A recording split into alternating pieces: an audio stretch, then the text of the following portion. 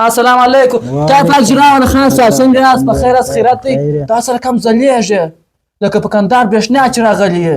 څه حال دې دی؟ نو ته خو چې زما صفت کوې نو خو زه چمجوب دې خالي سوی دي. تېره شپه مې خان صاحب په خوب کې ویل دلې لوی باچا اوسه جوړ شوی 15,000 افغانۍ دې ما ته په پور راکړې. ما سړی خان صاحب ته ورته د خوب رښتیا کول چې دا ثواب لري. که ته 15,000 افغانۍ ما ته په پور راکړې زه سبا خیره برته 15,000 درکړم. نیم در کوم ستا سبا خو لاړ شي بس ستا کار شي.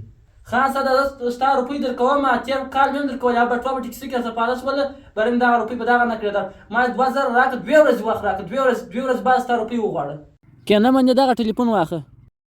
دا ټلیفون ته څه کوې څوک په ځواني لا ولاکه دا روپۍ به زه درکړم دا ته څه به کوې؟ ډېر مهم کار دی خان صاحب. زه هلته یو ځای کورس وایم دغه کورس یې زده کړم په دغه کورس کې دغه درس راکوي چې څنګه چا پیسې ژر ورکړم. نو دغه ضرورت مې دی خان صاحب دغه ته راکړه. ته زما په پښتو زده کړه کوې څنګه چاته پور ورکړې؟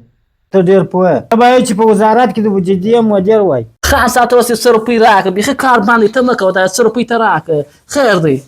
خان صاحب ته خان صاحب کارونه خراب دي نو دا مه کوه خان صاحب. ته ودرېږه بیا درکړم. بس کار نه له پنچر ولاړې دا مه کوه خان صاحب. ته ودرېږه بیا چم وکړه.